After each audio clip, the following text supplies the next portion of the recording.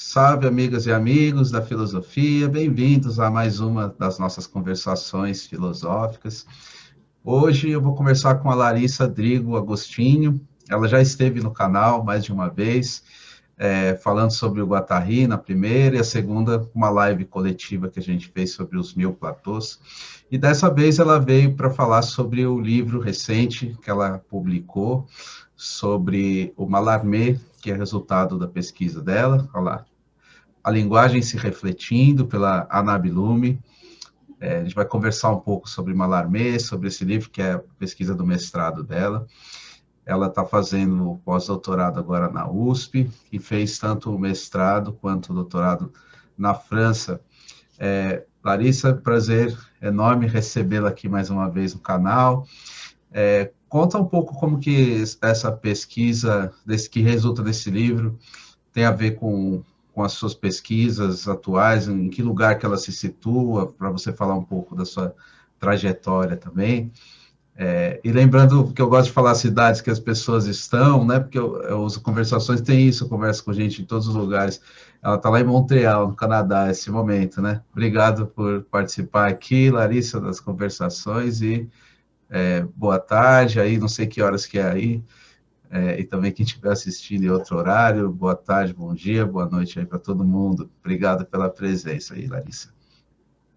Oi, Caio, boa tarde para você, para todo mundo que está assistindo. É um prazer estar aqui, eu agradeço muito o convite, o espaço para falar do livro. Eu comecei a trabalhar com Mallarmé em 2002, quando eu ainda estava na graduação, fiz iniciação científica, mestrado e doutorado estudando Mallarmé. E comecei o mestrado na França, foi 2000 e tá longe, eu fico tenho que parar para pensar, mas acho que foi 2007 e 2008. Eu fiz o mestrado em um ano, então foi super rápido. E eu consegui fazer, consegui escrever alguma coisa graças à iniciação científica que eu tinha feito antes. E aí, um ano depois de fazer o mestrado, já comecei o doutorado em 2008. Então, comecei assim, ainda sem saber muito bem o que eu ia fazer, o que ia ser minha tese. Tinha um projeto de 2 páginas só. E aí veio a ideia de traduzir o mestrado e de começar a escrever mais em português também, porque eu tinha escrito o mestrado em francês, aí escrevi o doutorado, não escrevia mais em francês, estava achando que em português, estava achando que eu ia perder o jeito. E queria também né, enfim, que o Mallarmé fosse discutido em português, que ele fosse lido em português, então eu queria que o texto fosse lido no Brasil, fosse discutido, porque acho que o Mallarmé ocupa um espaço bastante importante na história da poesia brasileira, inclusive. E queria também falar mais do Mallarmé e falar de um jeito que não fosse nem associando ele estritamente à poesia concreta, porque ele ficou muito ligado à poesia concreta no Brasil, e também queria colocar em questão esse estereótipo do poeta na Torre de Marfim, do poeta ultraformalista, que eram ideias com as quais eu não estava muito de acordo. Então, no meu mestrado, acho que eu continuei fazendo o que eu tentava fazer desde a iniciação científica, que era explicar o que era a poética do Mallarmé, como é que ele entendia a poesia, como é que ele pensava a poesia, como é que ele se situava em relação aos poetas do seu tempo e como é que ele situava a poesia dentro do contexto que era do final do século XIX na França. Então, esse livro, A Linguagem se Refletindo, ele é um pouco o resultado dessa tentativa de apresentar a poética do Mallarmé. Então, não tem tantas análises de poemas, tem algumas, tem mais uma apresentação geral dos temas, né, que ele trabalhava e uma discussão em torno dos textos que a gente chama textos teóricos dele, que eram textos sobre poesia, onde ele discute muito como ele via a poesia, como ele entendia a poesia e como ele entendia a linguagem. Então, o fio condutor desse trabalho é um projeto de doutorado que o Mallarmé fez. Ele tinha, acho que 24 anos, foi mais ou menos a mesma época que eu estava fazendo meu mestrado.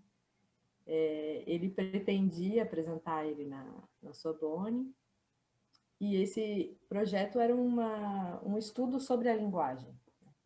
Era isso que ele pretendia apresentar como tese. E o que ficou para a gente foram alguns manuscritos, né, algumas notas do que seria essa tese, e elas só chegaram até a gente porque as notas estavam no verso do Igitur, que é um conto filosófico que também ele nunca terminou, e que são mais ou menos do mesmo período em que ele viveu lá a crise do nada, em que ele disse que ele descobriu o nada. E foi durante esse tempo, durante essa crise, ele descreve como uma crise nervosa, inclusive, uma coisa bastante dolorosa. Acho que ele chegou perto da loucura, assim, deu uma olhadinha. Não foi tanto quanto Narvar ou outros, mas acho que ele sentiu alguma coisa. E aí ele elaborou quase que a maior parte dos conceitos da poesia dele, que depois seria desenvolver durante muitos anos.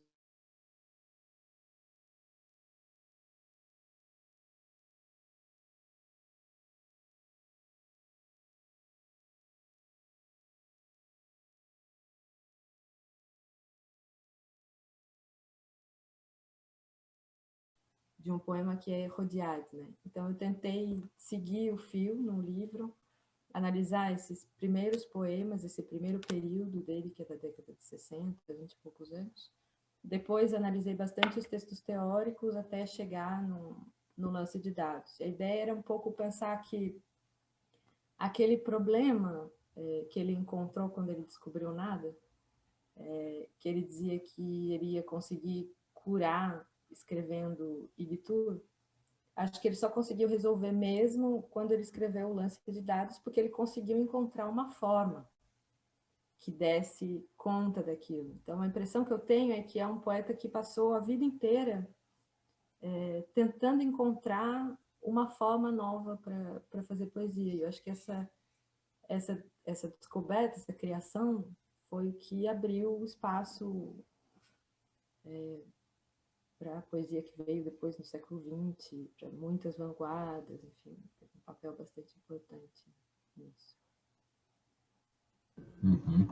E você traduz, né? Você apresenta a tradução desse fragmento, a maneira como ele foi encontrado é bastante lapidar, mas tem alguns trechos um pouco mais extensos e também a forma como ele aparece lembra algo do poema também, né? Eu estava pensando nisso, a questão dos espaços em branco da folha, a questão da materialidade da escrita também nesse projeto, né? E o fato dele ter sido encontrado por acaso também ali nos versos de um texto que é conhecido, mas que ele também não publica. Muito interessante isso também.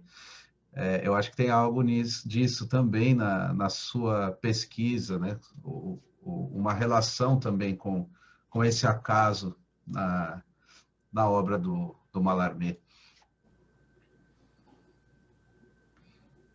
Sim, tem. Eu acho que essa questão também foi a que me levou para filosofia. Achava que tinha alguma coisa ali fascinante para além da poesia e da literatura, que era a maneira como o acaso aparecia na poesia dele, porque aparecia assim, uma vez que ele descobriu nada, uma vez que ele descobriu que Deus não existia, né?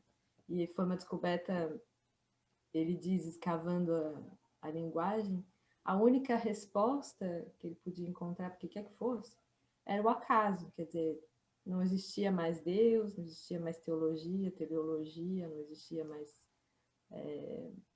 nada que pudesse, né, justificar a nossa existência. Ele quase cai no niilismo, mas Mas não, ele encontra no acaso, acho que alguma coisa que está muito próxima também do Nietzsche, uma ideia de leveza e de responsabilidade, que às vezes é tomada como frívola. Isso também é um grande perigo na leitura do Malamé, que tem um outro Malamé, né? Tem vários Malamés. Ele foi mudando ao longo do século XX com as vanguardas, principalmente dentro da crítica literária, né? Com o advento do estruturalismo, ele foi colocado num lugar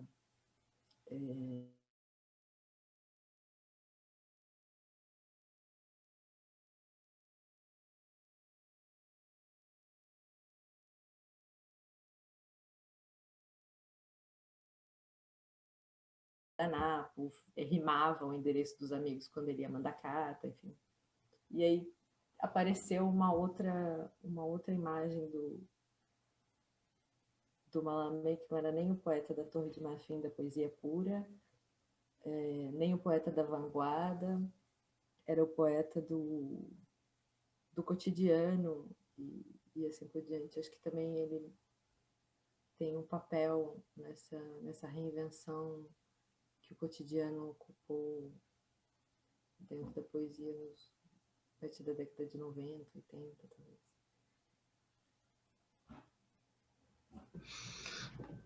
E, Larissa, sobre o título que você escolheu para o livro, né, supondo que tenha sido você mesma que tenha escolhido esse título, A Linguagem se Refletindo, essa frase aparece no fragmento que você traduz. Eu queria perguntar uma coisa que você apresenta no livro, que é a forma do poema Um Lance de Dados, é a forma que ele encontra como poeta para expressar melhor essa linguagem se refletindo, mas é uma elaboração mais lenta, que já começa desde esse projeto, passa pelo conto também, Guitura, até chegar na forma do poema. Conta um pouco como é que você vê essa questão dessa frase, a linguagem se refletindo, que isso você acha que isso quer dizer, assim, para as pessoas terem alguma ideia de como você vê isso? Sim, é porque quando ele usa essa frase, ele está discutindo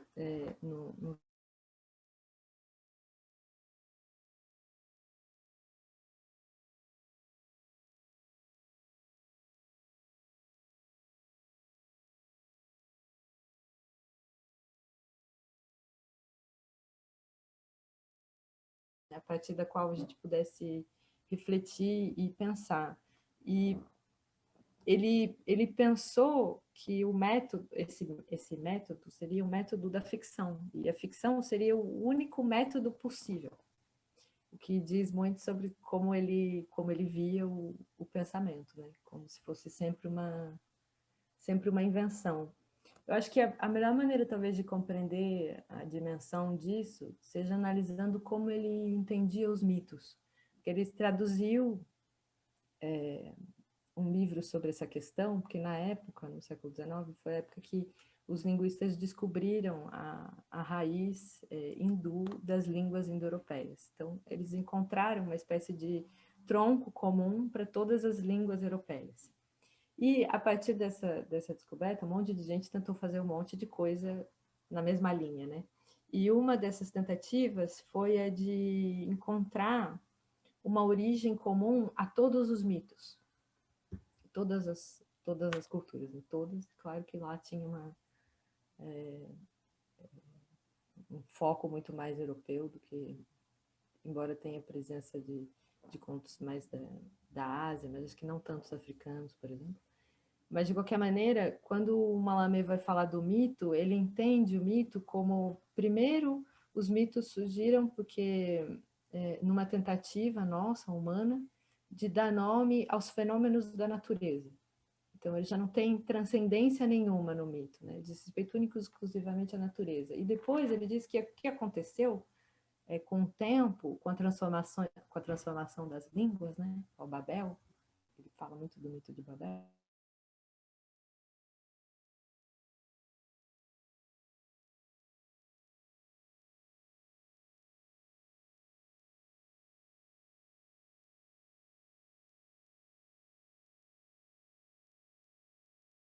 tentava explicar os fenômenos naturais. E foi aí que a gente criou uma série de histórias.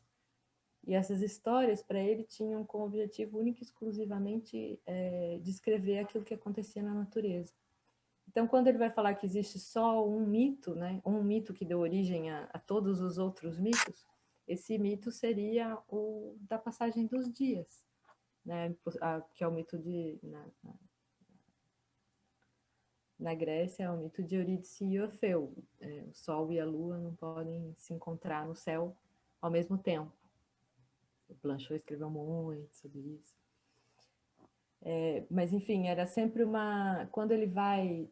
Nessa tradução, ele insere um parágrafo para dizer, olha, os mitos, eles são criados mais ou menos como a poesia, né? A gente cria uma ideia, uma noção, um poema, uma história, uma narrativa, para explicar aquilo que a gente não consegue compreender.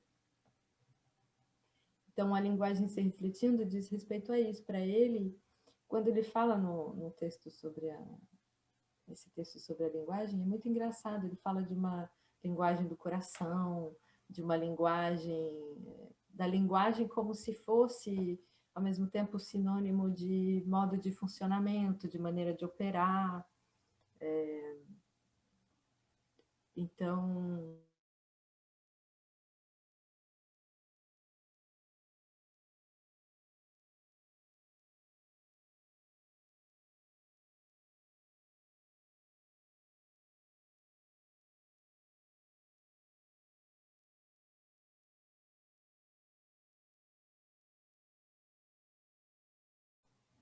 e isso fica evidente na linguagem, quando a gente observa a linguagem. A linguagem é só o instrumento que a gente tem para se aproximar das coisas que não falam a nossa língua.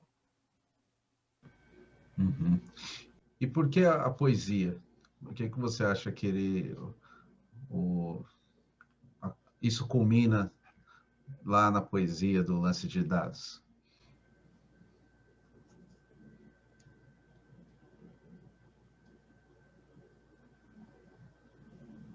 Então, a questão do Igitur, quando ele começa a escrever o Igitur, quando ele fala para os amigos, né, por que ele estava escrevendo o Igitur, ele diz, eu queria me curar da impotência que a escrita de um outro poema tinha provocado. E esse outro poema era Herodiade. Não é por acaso que era um poema sobre uma mulher. E não era uma mulher qualquer, porque a Herodiade é um nome que ele cria para substituir o nome da Salomé, que era o mito em questão do qual ele estava querendo tratar. Né? Salomé dançou para o padrasto dela, ele ficou completamente seduzido, e aí isso é uma história bíblica, né? A mãe da Salomé a convenceu a pedir uma bandeja a cabeça do santo Jean Batista. E a morte do santo é um pouco como que a prefiguração da morte de Jesus na Bíblia. Né? Mas é um poema, uma figura que ficou muito famosa no século XIX. O Flaubert escreveu sobre ela, Salammbô. Tem muitas e muitas representações, né? Esse mito da mulher fatal e tal. E ele dizia que ele queria perigosa, né? O desejo, o perigo, a morte, o sexo e a morte, tudo que o cristianismo adora. E ele queria inverter esse mito, ele dizia. Né? Queria inverter o mito, queria que a Herodiade aparecesse vermelha e brilhante como uma romã. Falava da Herodiade como uma grenadine. E era um poema que gira em torno da separação entre a mente e o corpo, e que termina, isso aqui é engraçado, porque é um poema que ele estava trabalhando, ele foi trabalhar depois que ele escreveu o Lance de Dados, parece ser uma outra obsessão da vida inteira, que ele ficou tentando terminar um poema e nunca conseguia, ele imaginava que ele ia ser muito maior, mas é como se ele não tivesse conseguido resolver essa aporia, essa diferença, a mente e o corpo, essas duas lógicas. Ele fala sobre Descartes, fala sobre os matemáticos no texto. E aí, é mais ou menos nesse momento que a crise do nada aparece e que o acaso aparece como uma espécie de resposta. Só que tem também uma ambiguidade muito grande quando ele vai falar do acaso, porque a ideia do livro é justamente contrária à ideia do acaso, né? Então, quando ele vai falar do livro, ele fala: eu queria escrever o livro arquitetural, premeditado. Quando ele publica o livro de poesia, ele fala: ah, isso não é exatamente um livro que eu gostaria, porque é só eu fiz ali, né, juntei alguns poemas e tal, não é isso um livro. E no lance de dados, eu acho que ele conseguiu criar uma forma que pudesse, ao mesmo tempo, fazer com que o poema parecesse produto do acaso, né, mas sendo absolutamente premeditado e construído. Então, é um acaso diferente dessa ideia do Cage. Uhum. Parece mais com o que o Boulez vai fazer depois. Uhum. Era isso que eu ia perguntar também, como que você vê a dinâmica entre acaso e controle técnico? Você falou dos concretos também, queria te perguntar sobre isso, né? A ideia na verdade, são duas perguntas já penso em mais uma outra também sobre a ideia da materialidade da escrita em relação com a fala, né? Então, são duas perguntas, essas sobre elas estão ligadas na questão da escrita, da materialização da palavra escrita, e essa luta contra o acaso que a poesia encerra e não consegue abolir finalmente, mas também não é simplesmente o um outro um elogio irrestrito, né, das potências do acaso. Uhum. Sim, porque se a gente pensar, por exemplo, uma rima é um acaso. É um acaso que uma palavra rime com a outra. Não tem razão nenhuma, né? Isso é totalmente arbitrário. No entanto, fazer poesia é procurar pelos acasos.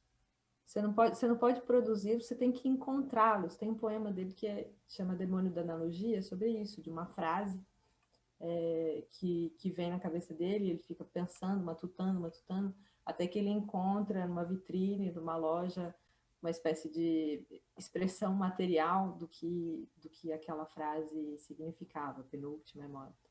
Então tinha o nulo, né? O penul, esse nulo dentro da frase. Ele pensava também, por exemplo, tem uma frase dele que ficou famosa, que ele lamentava que uma palavra como dia, em português ela funciona bem, porque dia tem I, tem A, ela é aberta, luminosa, a palavra é noite, mais escura. Mas em francês é o contrário, jour é mais fechado do que nuit, que parece que brilha, é uma palavra muito mais iluminada. Então, a dificuldade do poeta está justamente no fato de que ele não pode criar as palavras, ele tem que criar com aquilo que as palavras mesmas já tem em si, né? Então ele tem que encontrar a definição de troubadour, que é como a poesia provençal começou, né, na Idade Média. Troubadour é aquele que trouva, é aquele que encontra, é aquele que acha. Então tinha a questão do acaso está, na verdade, nessa tentativa de equilibrar a construção com uma dimensão da linguagem que já está aí, que já está dada. E era uma questão muito importante essa para o Mallarmé, lutar contra a capacidade também da linguagem de perder o seu sentido, de perder o seu significado, é como se ela precisasse sempre estar sendo reencantada pela poesia, né? Para que a poesia pudesse colocar. Tem acho que o que fez com que ele fosse colocado nesse lugar de poeta na Torre de Marfim é porque ele criticava muito o realismo, o naturalismo, e escrevia também muito criticando o jornalismo, e uma certa literatura que advém do jornalismo, né, que só diz, que tem a pretensão de dizer o que aconteceu, o que está acontecendo. Então, tem toda uma ideia nele de que é preciso um trabalho do poeta para lutar contra esse fato de que a linguagem também é o que há de mais banal para todos nós, né? Nós usamos a linguagem o tempo inteiro, a gente se comunica através dela, a gente compra pão, a gente xinga os outros, enfim. Então, para que ela volte a um lugar como esse do livro, em que ela pode significar outras coisas, né? É preciso um trabalho que às vezes é de lutar contra o acaso. Mas, para além disso, você falou da questão da materialidade, né? É uma longa questão, e acho que eu tentei nesse livrinho, na hora de falar, porque fiz um capítulo sobre a música, um capítulo sobre o teatro, que é um pouco para dar uma ideia do que era toda essa reflexão sobre a linguagem e todas as dimensões que elas podiam adquirir. E que é também uma tentativa de trazer a potência de outras artes para dentro da poesia. Então, a única maneira de criar uma forma nova, porque o Mahomet estava num momento muito crucial dentro da história da literatura, né? Porque o Baudelaire tinha inventado o poema em prosa. Então, a partir do momento em que é possível fazer poesia em prosa, então o verso já não é mais necessário. Então, como definir o que é poesia e do que a poesia é feita? Então, uma das saídas dos simbolistas foi apelar para aquilo que sempre foi a poesia. E trazer essa dimensão sonora com mais força do que ela tinha tido até então. E acho que isso é um dos elementos também que faz com que a poesia do Mahomet possa soar tão difícil para a gente hoje, e mesmo para os leitores do seu tempo ela parecia muito, muito difícil. Porque ele constrói, às vezes, um poema inteiro, sei lá, 6, 7 estrofes, todo baseado na diferença entre dois tipos de consoante, por exemplo. Então, a musicalidade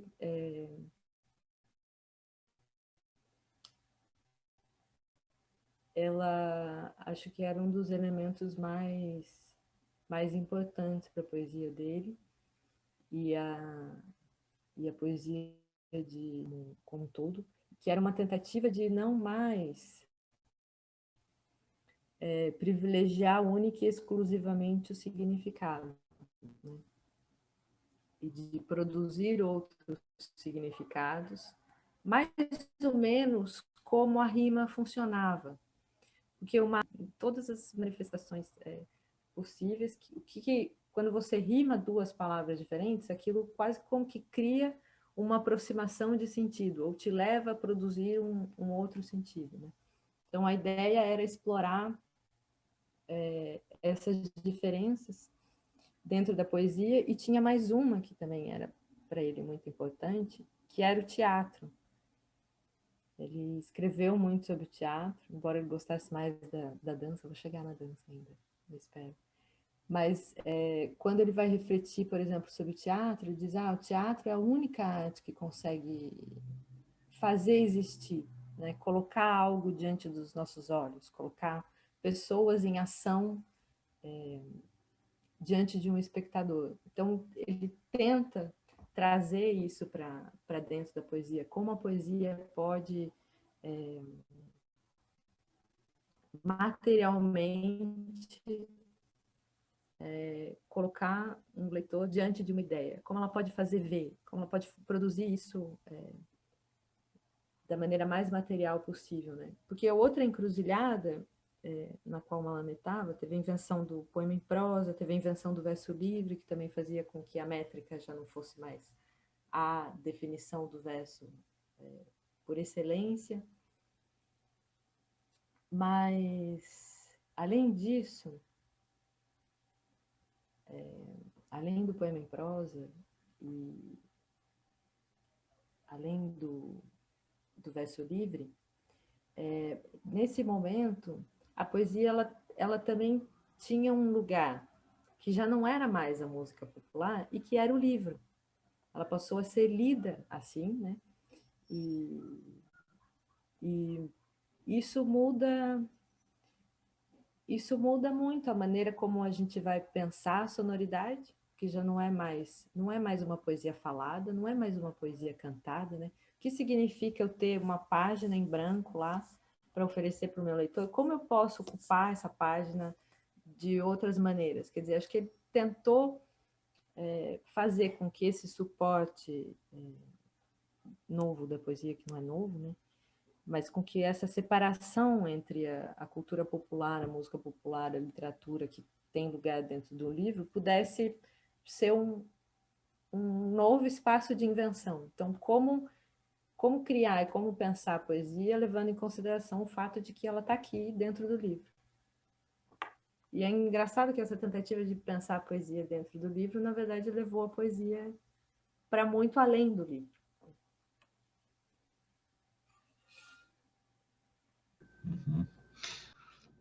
Se você puder falar um pouquinho mais sobre a relação com as outras artes, que eu acho uma coisa muito interessante do livro, né? Você falou agora um pouco também, mas como que ele incorpora isso para pensar a poesia? Como é que ele pensa as diferentes linguagens artísticas e a singularidade da poesia, mas em relação com o que está acontecendo com as outras artes?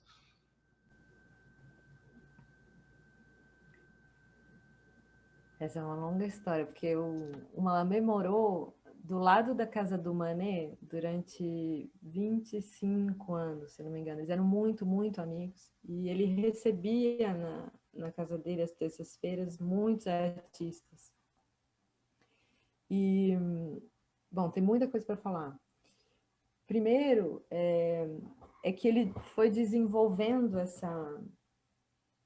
essa reflexão sobre as outras artes e tentando colocá-las dentro da poesia. Então já não era mais uma questão de pensar o que a poesia tem de singular, mas como a poesia pode se transformar se inspirando daquilo que não lhe é próprio, né?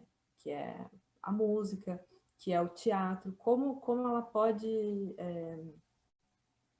criar uma outra linguagem a partir desses elementos, né? Porque ele vai escrever muito sobre a música, depois sobre o teatro, mas acho que a arte que ele mais gostava, né, já que é o que ele diz, era a dança.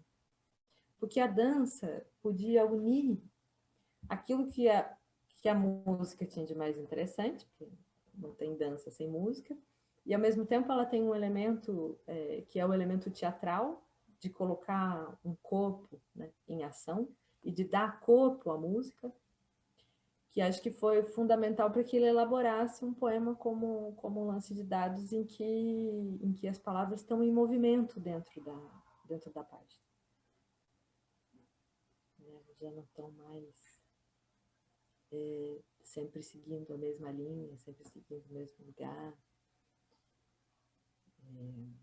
Mas acho que além dessa tentativa de pensar as outras artes, de trazer elementos de outras artes para dentro da poesia, tem uma outra coisa no lance de dados, que essa era um pouco minha aposta. Eu falei um pouquinho desse livro, mas na tese eu falei mais, que acho que faz com que ele seja um poema que não deixou herdeiros. Nenhum poema o copiou plenamente, digamos assim, né? Tem alguns elementos do lance de dados que vão aparecer na poesia concreta com bastante força, mas quando o Mallarmé fala do poema, ele diz que a grande invenção ali foi a dupla página. Quer dizer, o fato dele romper com essa dobra do livro. Porque o livro sempre foi pensado assim, você tem folhas que vão se empilhando umas nas outras, né? Um livro é isso, é um monte de folha dobrada, né? Quando a gente olha esses marquinhos, assim. Então, quando ele não marca mais essa fronteira de uma página para outra, né? Quando ele abre o espaço da página, ele começa a pensar outras maneiras de constituir um livro. E acho que esse constituir um livro diz respeito a tudo que depois do século XX vai fazer em matéria de transformação dos gêneros, em matéria de hibridismo genérico e assim por diante, né? Dos gêneros literários. Que a gente não pode mais hoje, não tem muito mais condição de... Só nos prêmios literários que isso acontece. Porque tem poesia de um lado, romance do outro, enfim. Eu acho que os escritores mais interessantes são sempre aqueles que de alguma maneira colocam em questão essas divisões, né? Até porque elas são, na maior parte das vezes, divisões temáticas muito importantes. E no caso da poesia lírica, ou no começo do século, a poesia falava de amor. Até o Baudelaire ir lá e colocar tudo em questão, colocar o seu tempo em questão, colocar inclusive aquela ladainha amorosa, que era uma poesia católica, reacionária, em questão, a poesia era isso. Quando o Mallarmé aparece, por exemplo, ele diz, inclui o eu. Não fale mais eu. Não façam mais isso, porque já, aquilo estava completamente, né, era um tipo de expressão que já estava totalmente gasta. Então, a única maneira de transformar a poesia era transformando a sua forma. Eu acho que essa é a única maneira, inclusive, de trazer para a poesia um conteúdo novo, que já não era mais aquele mais clichê possível imaginar.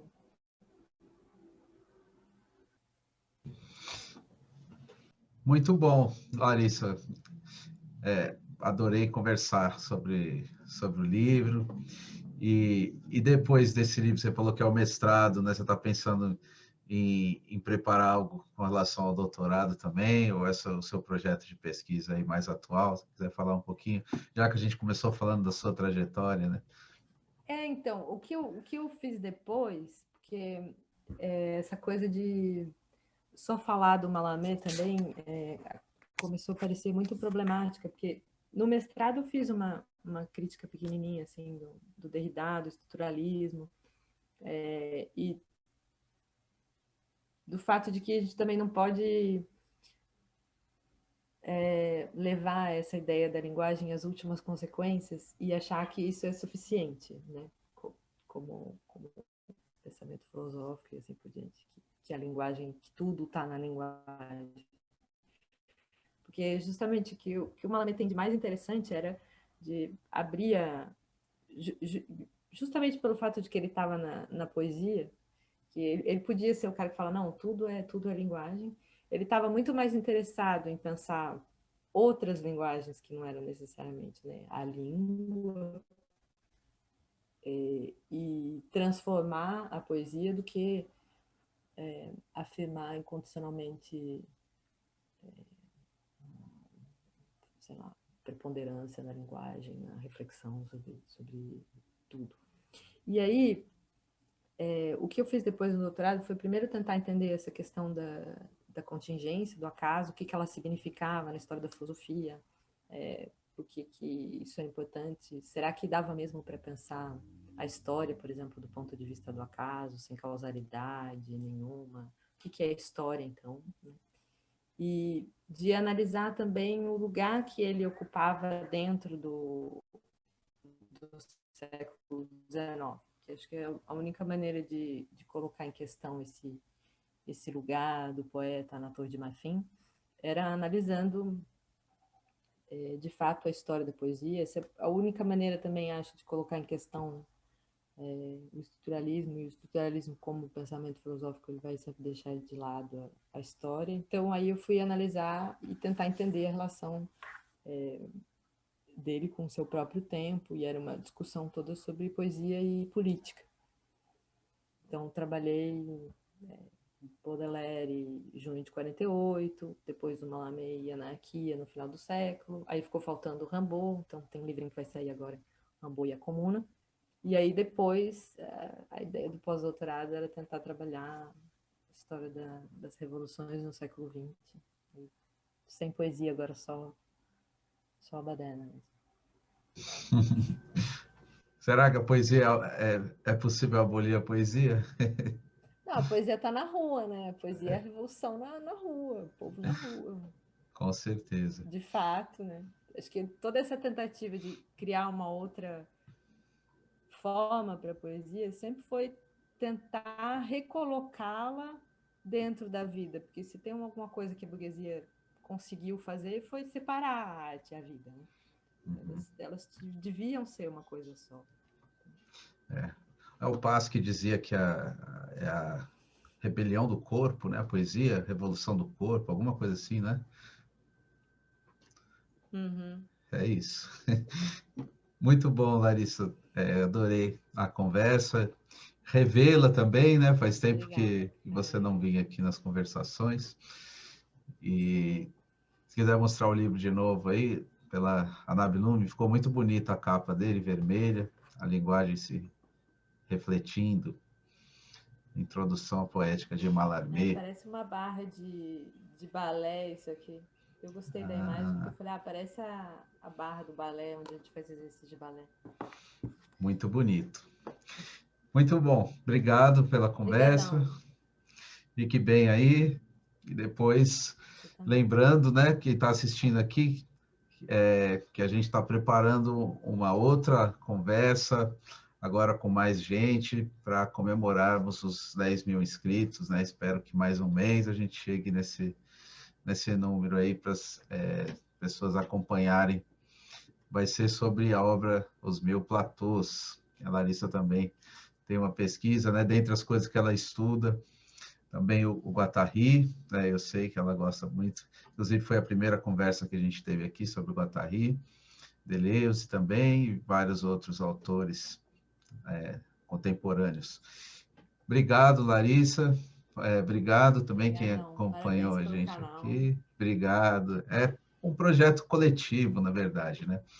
Cada pessoa que vem aqui, também as pessoas que assistem, que divulgam, comentam, indicam também pessoas para falar, temas para falarem, né? E eu sou o que mais aprendo também, com certeza, com essa experiência aqui, tentando, como eu ouvi de uma outra intelectual que eu respeito bastante, né? Gosto muito, a Lilia Schwartz, que esteve aqui esses dias, ela falou que devemos fazer da crise um propósito, né? Não se trata de ser simplesmente, enfim, aquela questão de vamos ser positivos, né? Estão falando de positividade tóxica, né?